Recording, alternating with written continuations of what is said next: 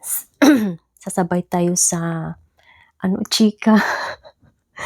Kahit na hindi maganda yung boses ko, okay, because I was sick for several days.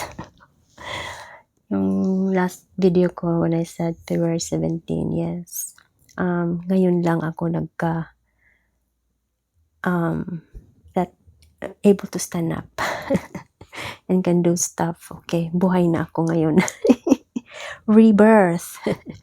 Anyway guys, chika tayo sa ano bang chismis kay Alvin Aragon, no?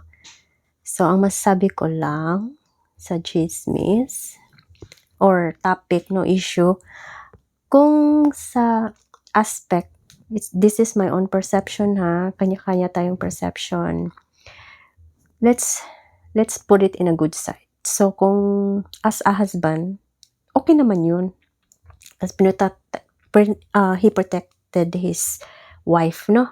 Kung ano yung gusto niya or kung ano sa tingin niya ang nakarapat sa asawa niya, sa kanya na yun. That's his right kasi ano siya, husband siya, diba? So wala tayong wala tayong pakialam.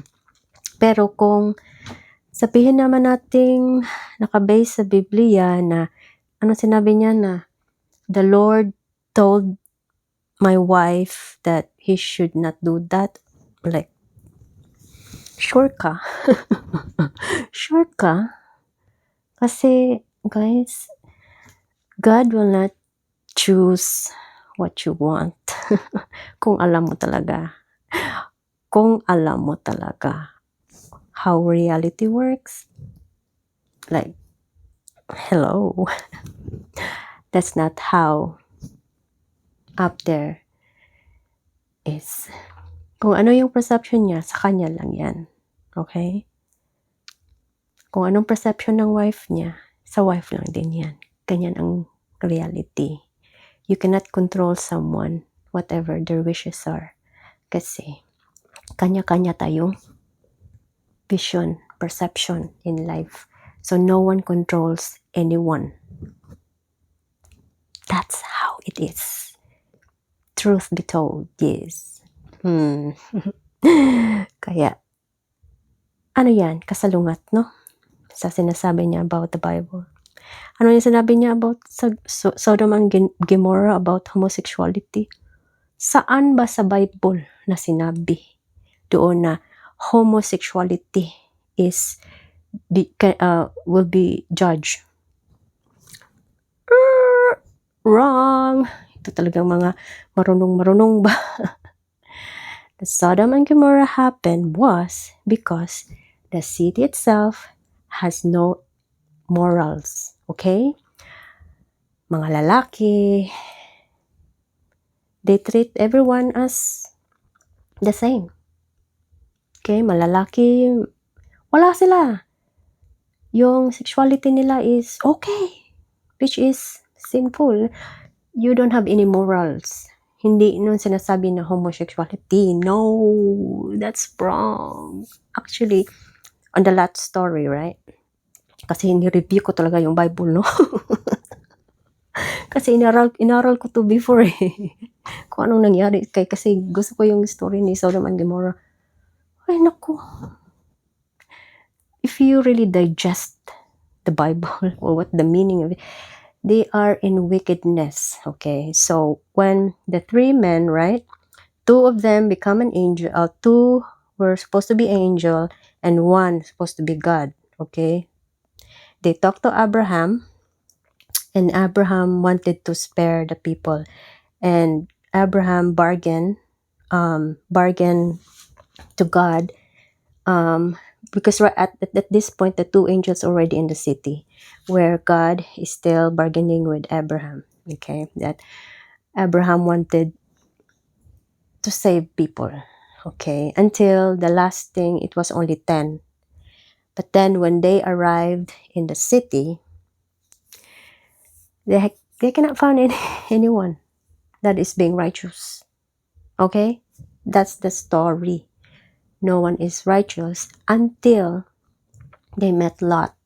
Okay, Lot offered wiping the two angels, with cleaning the feet of the two angels. But then the men in the city,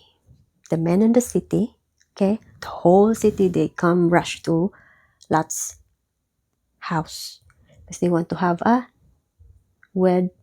want to sleep with the angels.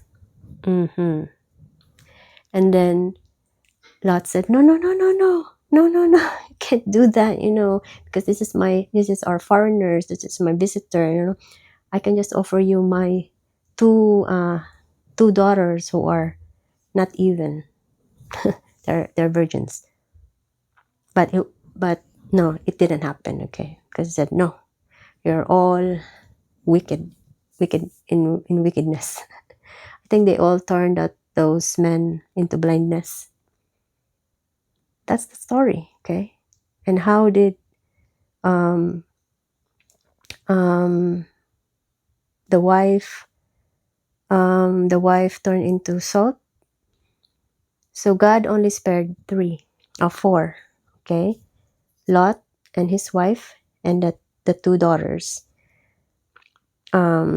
God spared them because of their request, but they found, because they were being offered when they were there in the house, they give them food, hospitality. There was one thing too, hospitality, kindness, right? Though in the beginning they were trying to offer, like, sexuality, but it didn't come out that way, so it was fine. But so the angels told them that God will destruct the city. So they plea that they could move to a nearby city, which is Zor. And so they rushed, the two angels helped them to go to the city, and then the angels instructed them to not look back. But then Lot's wife looked back, so she became a salt. Okay, and then when they reached Zor, God rained down sulfur on Sodom. So that's what happened. There's nothing about judging about homosexuality. No, immorality. Ay, naku. Mga ano talaga. Ay, naku, kung mag-use ka ng Bible, dapat sakto, no? Perfect. Kaya ayoko talaga mag-use ng mga Bible verse kasi mali-mali ba? Mali yung mga mga interpretation nyo. Well, everybody's his own interpretation anyway. Pero walang binibase si God about kung ano yung preference mo. Okay? Wala. Tapos yung sinasabi niya about because of his wife's son who turned to be a transgender, tapos hindi niya ma-accept, no? Tapos sinabi niya about you can be judged and you will go to hell. Like, who are you to judge? Kung yung tao naman mabuti, wala namang ginawang masama. Kung yung tao nagmahal sa isang tao, immoral ba yun? Hindi. Diba? Kalukuhan. Kalukuhan mo yung mga ganyan. If you love someone, okay, based on what you feel in that moment, you're true, you're being honest with yourself, kahit anong preference mo, it doesn't matter. It doesn't matter. Pero what matters is homosexual ka, pero you sleep with a lot of men, dyan ka nagkamali, immorality, diba? No way. Kaya use your words wisely, diba? Kaloka. Yun lang. Pero okay naman siya, no? Maano naman siya. Protektahan naman niya yung yung wife niya. Bahin sa yung preference of the clothes. Sa kanya na yun, di ba? For me, doesn't matter. Kasi you just look. You just look. It doesn't matter. But if you tempt people, and then you really act on it on behalf of your status, no? If you're married ka, tapos may nag-invite sa'yo, dyan ka nagkamali. Pero, show lang, it's a show. Can we not play? Life needs to be at a playful mood, you know? Ganun lang. Iyan lang masasabi ko. Nakakatuwa ang chismis. Yan lang, ito lang ang ko my own perception. Wala akong against anyone. Yung sa akin lang na kung ano yung preference nyo sa buhay, no? As long as hindi kayo nakakasakit ng tao, di ba? Yun lang. Huwag niyong daanin sa mga mabibigat na salita, wag niyong ganun. Kasi iba talaga tayo ng prinsipyo. Kung yan ang prinsipyo nyo, ako iba na yung prinsipyo. May nakikita akong hindi nyo nakikita, okay? So, ganun lang. That's it. Thanks for watching.